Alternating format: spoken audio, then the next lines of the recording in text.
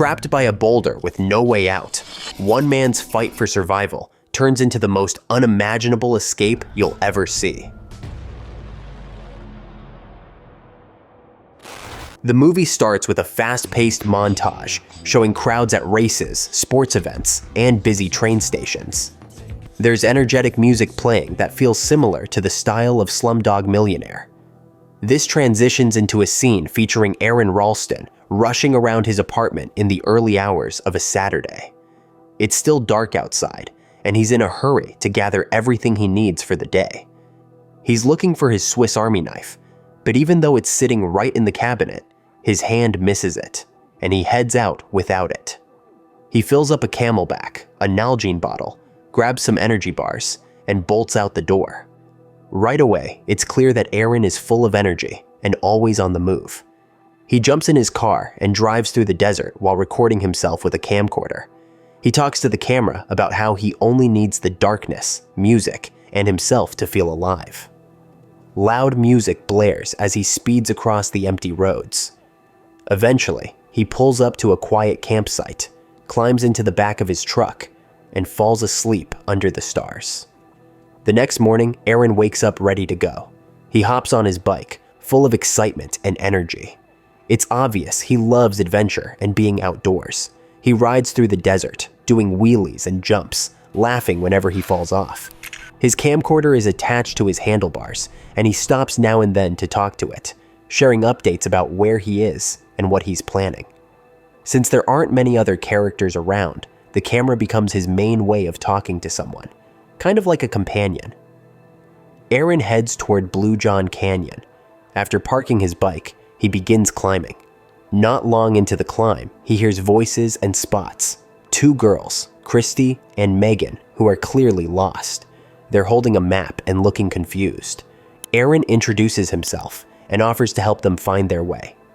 When they say they're trying to find the Dome, he says he'll take them there, but then he mentions an even cooler spot if they're willing to try something different. They're a little unsure, but they're also intrigued by him, so they agree. The three of them head to a narrow crevice to climb. Aaron reassures the girls that it's safe, then dramatically lets go of the wall and falls down into a narrow crack. It looks scary, but he lands safely in a bright blue pool of water and starts singing to let the girls know he's fine. Christy jumps in next, followed by Megan, and they all laugh and splash around. They keep jumping into the water, climbing up the rocks, and having fun. Aaron keeps filming everything, not because he's creepy, but because he likes to document the wild and unexpected places life takes him. They hang out at the pool for a while before eventually drying off and heading out on foot. After spending some fun time together, Aaron, Christy, and Megan go their separate ways. Before parting, Aaron asks if he'll ever see them again. The girls tell him about a party happening the next night and say he'll know where it is because there'll be a giant inflatable Scooby-Doo outside. Aaron says he'll be there and walks off. As he leaves, the girls laugh and tease each other, especially because it's obvious that Christy has a bit of a crush on him. Aaron continues on his solo adventure. He finds a narrow canyon and jumps down into it, climbing further in. As he explores, he comes to a drop with a large boulder perched at the top. He checks the boulder by kicking it to make sure it's secure.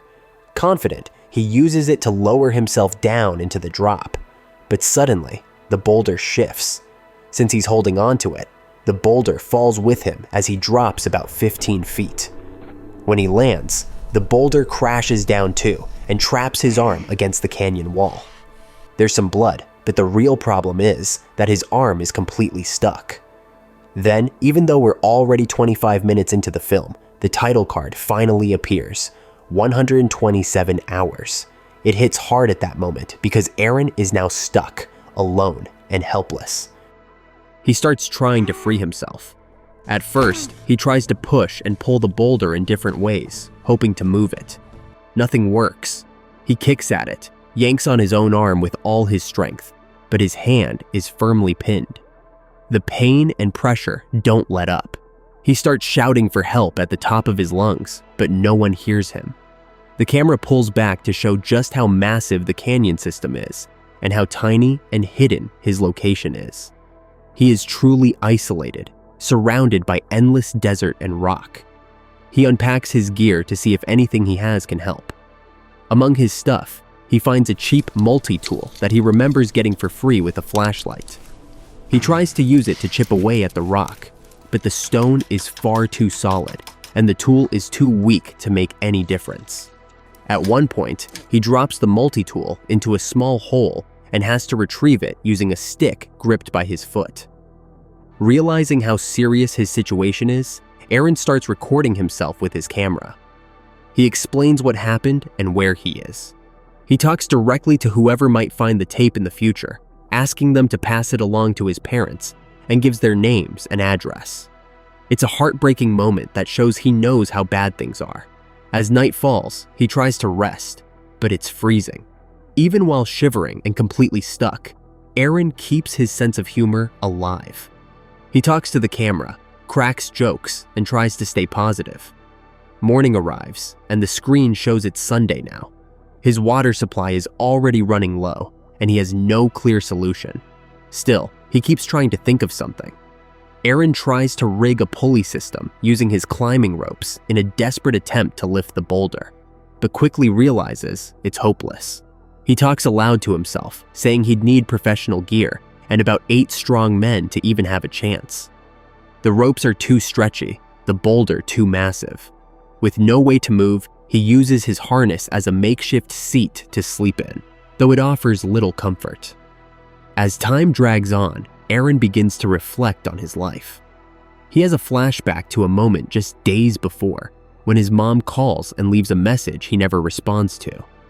He hears her voice, eager to talk, but he's busy getting ready and brushes it off. He also remembers ignoring a call from his sister earlier and feels a wave of guilt. On camera, he apologizes to her and tells his family he'll always be with them, then stops recording. His mind drifts further back to when he was in love with a blonde woman he met abroad.